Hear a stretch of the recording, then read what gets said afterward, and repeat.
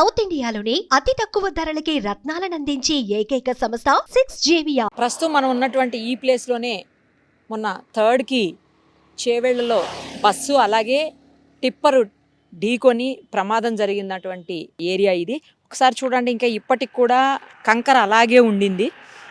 తర్వాత బస్సుకు సంబంధించినటువంటి సీట్స్ నుజ్జు అయిపోయినటువంటి బస్సులో పార్ట్స్ అన్నీ కూడా ఇంకా ఇక్కడ మనకు కనిపిస్తూనే ఉన్నాయి. లేడీస్ ఎవరియో చెప్పల్స్ కూడా ఉన్నాయి చూడండి, ఒక్కసారి లోగో కూడా కనిపిస్తుంది చూడండి, రాష్ట్ర రోడ్డు రవాణా సంస్థ అని చెప్పేసి. బస్సు యాక్సిడెంట్ అయిన తర్వాత ఇమ్మీడియట్గా రోడ్డు వైడనింగ్కి సంబంధించినటువంటి పనులు స్టార్ట్ చేశారు. నిజానికి ఇది గతంలోనే నేషనల్ గ్రీన్ ట్రిబ్యునల్ వల్ల ఆగిపోయింది. ఎప్పుడో శాంక్షన్ అయిపోయినటువంటి రోడ్డు వైండింగ్ కోసం. యాక్సిడెంట్ కంటే ఒక 2 రోజుల ముందునే కోర్టులో అది ప్రాబ్లం సాల్వ్ అయింది. దానికోసం అని చెప్పేసే ఇంకా ఇమ్మీడియట్గా వర్క్ స్టార్ట్ చేస్తారు అనుకుంటున్న సమయంలో కరెక్ట్గా యాక్సిడెంట్ అయింది. ఇప్పుడు స్టార్ట్ చేశారు, వర్క్ చేస్తున్నారు చూడండి. మొత్తం రోడ్డుకు సంబంధించినటువంటి కొలతలన్నీ తీసుకుంటున్నారు. ఎంతవరకు దాన్ని వైడనింగ్ చేస్తారు అనే దానికోసం. కేవలం ఏంటంటే ఇక్కడ మీకు ఇక్కడ చెట్లు కనిపిస్తున్నాయి చూడండి, ఇంకా దారిలో పెద్ద పెద్ద చెట్లు ఉన్నాయి. ఆ చెట్లు దగ్గర 150 చెట్లు వరకు ఈ రోడ్డు సైడ్ ఉన్నాయి. రోడ్డు వైడనింగ్కి ఇబ్బంది అయ్యేటువంటి చెట్లే అవన్నీ కూడాను. సో ఆ చెట్లని కట్ చేయడానికి వీల్లేదు, ఆ చెట్లని నరకడానికి వీల్లేదు అనేదే నేషనల్ గ్రీన్ ట్రిబ్యునల్ వాదన ఫస్ట్ నుంచి కూడా. దానివల్లనే వాళ్ళు కోర్టుకు వెళ్ళి కోర్టులో ఇష్యూ అవడంతో ప్రభుత్వాలు కూడా ఏమీ చేయలేని నిస్సహాయ స్థితిలో అలా పెండింగ్లో ఆపేయవలసినటువంటి సిచ్యుయేషన్ ఉంది. అయితే ఇప్పుడు ఈ ఇన్సిడెంట్ తర్వాత అందులోనూ దానికంటే కొంచెం ముందు ఈ ప్రాబ్లం కూడా సాల్వ్ అవడంతో ఆ చెట్లను నంబరింగ్ ఇచ్చారు. ఆ చెట్లకు నంబరింగ్ ఇచ్చేసి వాటిని పక్కనే ఇంకాస్త పక్కకి లిఫ్ట్ చేసేసి ఇప్పుడు అంతా కూడా లేటెస్ట్ టెక్నాలజీ వచ్చింది. చెట్లు నరకాల్సిన అవసరం లేదు, వాటిని నాశనం చేయాల్సిన అవసరం కూడా లేదు. ఇట్లా వాటిని కింద నుంచి తవ్వి తీసుకొని వెళ్ళి దూరంగా వేరే ప్లేస్లో వాటిని సేఫ్గా మళ్ళీ పాతి పెడతారు. సో అలా పాతి పెట్టినప్పుడు ఏంటంటే చెట్టు అనేది చనిపోకుండా మళ్ళీ యాజ్ ఇట్ ఈస్గా బ్రతికిపోతుంది. సో దానికోసమే గతంలో ఈ జిహెచ్ఎంసీ పరిధిలో అనేక సార్లు ఇవన్నీ చేశారు.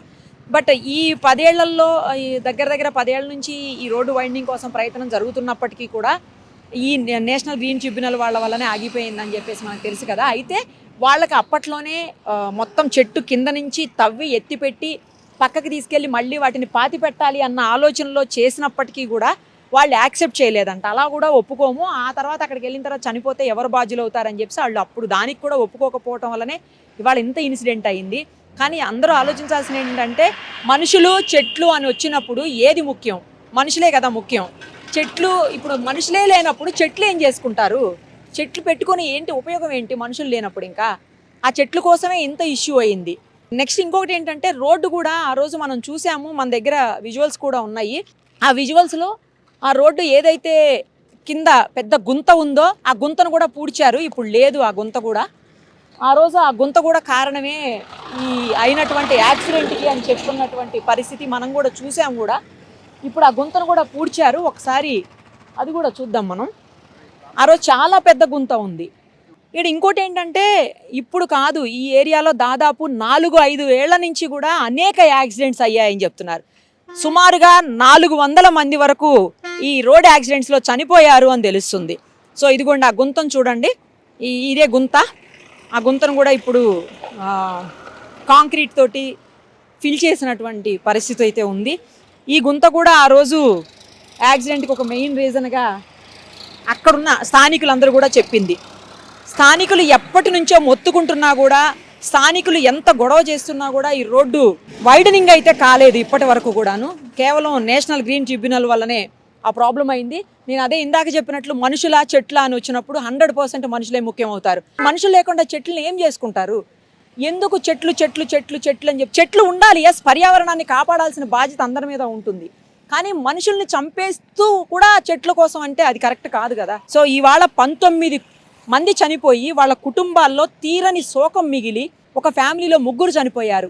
ఒక ఫ్యామిలీలో తల్లి, కూతురు, తండ్రి 3 చనిపోయారు. ఇంకో ఫ్యామిలీలో ఒక అమ్మాయి MBA చదువుతుంది, స్టూడెంట్, ఆ అమ్మాయి చనిపోయింది. చిన్న పాప 40 రోజుల పాప చనిపోయింది. ఇంకో ఫ్యామిలీలో పిల్లోడిని హాస్పిటల్ తీసుకెళ్తూ తండ్రి చనిపోయాడు. ఇంకో ఫ్యామిలీలో భార్యాభర్త ఇద్దరు చనిపోయారు. కేవలం చిన్న పిల్లలు ఉన్నారు. ఇలా చెప్పుకుంటూ పోతే ఒక్కొక్కరిది ఒక్కొక్క వ్యధ, ఒక్కొక్క గాథ. ఇంతమంది మరణాలకి కారణమైనటువంటి రోడ్డు తక్కువ ఉండటం వల్లనే కారణము అని ఖచ్చితంగా అది ఎవరు ఒప్పుకున్నా ఒప్పుకోకపోయినా జగమెరిగినటువంటి సత్యం, మన అందరం చూస్తున్నటువంటి నిజం అది. ఇక్కడ ప్రతి ఒక్కళ్ళు ఆగి ఈ ఏరియాలో ఏం జరిగింది అని ఇప్పటికీ ఇంకా చూసి వెళ్తున్నారు. చాలా వెహికల్స్, మనుషులు అన్నీ కూడా ఆగి మనకు కనిపిస్తున్నాయి. సరే, ఎనీహౌ ఇప్పటికైనా ఈ రోడ్డు వైడనింగ్ కోసం ఇమ్మీడియట్గా చర్యలు స్టార్ట్ చేశారు. అది సంతోషించాల్సినటువంటి విషయం. ఇక మీదటైనా ఇక్కడ ఇలాంటి యాక్సిడెంట్స్ జరగవని, జరగకూడదని మనం కూడా కోరుకుందాం.